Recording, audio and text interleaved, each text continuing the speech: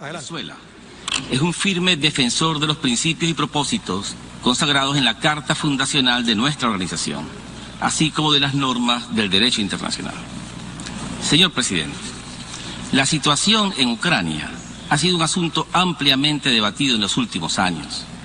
Al abordar esta cuestión, nuestro país, fiel a su diplomacia de paz, ha apostado a la resolución pacífica de cualquier diferencia que pueda existir en la región de Europa del Este. Con ese espíritu, votamos en el año 2015, en nuestra condición de miembro no permanente del Consejo de Seguridad, por la resolución 2202, que hizo suyo el paquete de medidas para la aplicación de los acuerdos de Minsk. En ese año se construyó un camino diplomático acordado por todos para alcanzar una solución pacífica a la guerra civil en Ucrania. Sin embargo, dolorosamente, esos acuerdos fueron desperdiciados tras 7 años de incumplimientos dentro de Ucrania que profundizaron la fractura nacional y el sufrimiento de la población civil. La violenta crisis interna fue agudizada por un nuevo factor: la creciente presión externa del bloque militar de la OTAN hacia la propia Ucrania, con el efecto destructor de las garantías de seguridad para todos, especialmente la Federación Rusa, que son la base de la arquitectura de seguridad de Europa. La expansión permanente de la OTAN hacia el este de Europa añadió una amenaza de un nivel superior de carácter estratégico a la crisis que ya era nacional de Ucrania.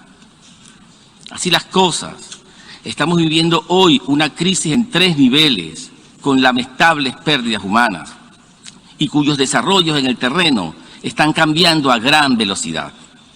Lo que surgió como la violenta fractura nacional de Ucrania escaló a un nivel superior y desencadenó una crisis militar internacional. En estos momentos, a menos de una semana de iniciado el conflicto, transitamos peligrosamente, casi sin darnos cuenta, hacia un tercer nivel: el recalentamiento entre 4 potencias nucleares que, al alterar sus equilibrios estratégicos de seguridad y pretender desestabilizar a una de ellas, en este caso la Federación Rusa, puede desencadenar un conflicto de proporciones mundiales. Esta situación no tiene precedentes en la historia posterior a la Segunda Guerra Mundial. Señor presidente, en la actual coyuntura que vive la región de Europa del Este, la seguridad es un valor que debe prevalecer para todas las partes involucradas. Las Naciones Unidas fueron establecidas después de la guerra más grande de la historia para garantizar el mantenimiento de la paz y la seguridad internacionales. Su mayor éxito ha sido evitar una tercera guerra mundial. Incluso cuando no ha sido posible evitar un conflicto armado, el papel de nuestra organización ha sido, por la vía de la negociación política, el de revertir el conflicto hacia el camino de la diplomacia para su resolución pacífica. Esa es nuestra obligación hoy: corregir el rumbo para evitar llegar a un punto de no retorno que comprometa la supervivencia de las generaciones presentes y futuras, y construir un camino que frene el escalamiento de las tensiones. Nuestro papel hoy no es alimentar las tensiones y las divisiones en los 3 niveles ya mencionados: el nivel nacional, el nivel regional y el nivel mundial. Las Naciones Unidas no pueden ser utilizadas para profundizar los conflictos.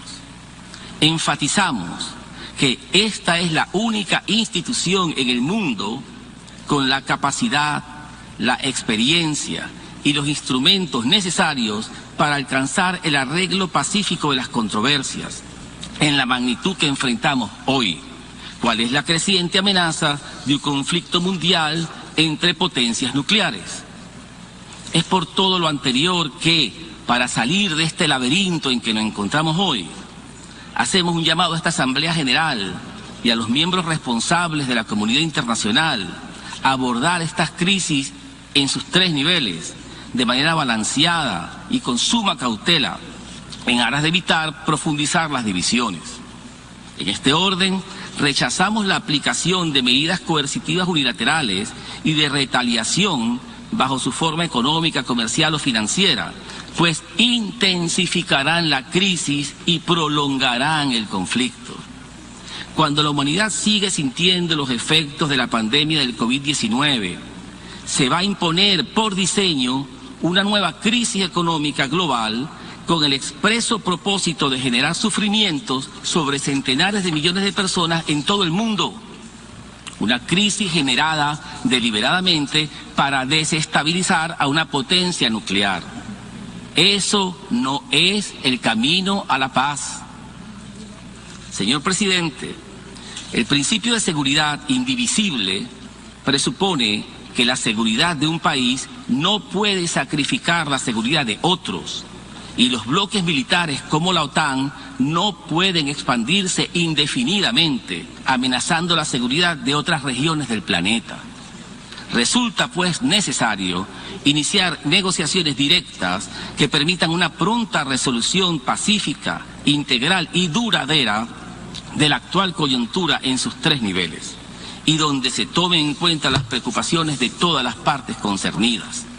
Por una parte, un diálogo político entre Rusia y Ucrania, y a cuyos efectos damos la bienvenida a los recientes contactos en Belarus.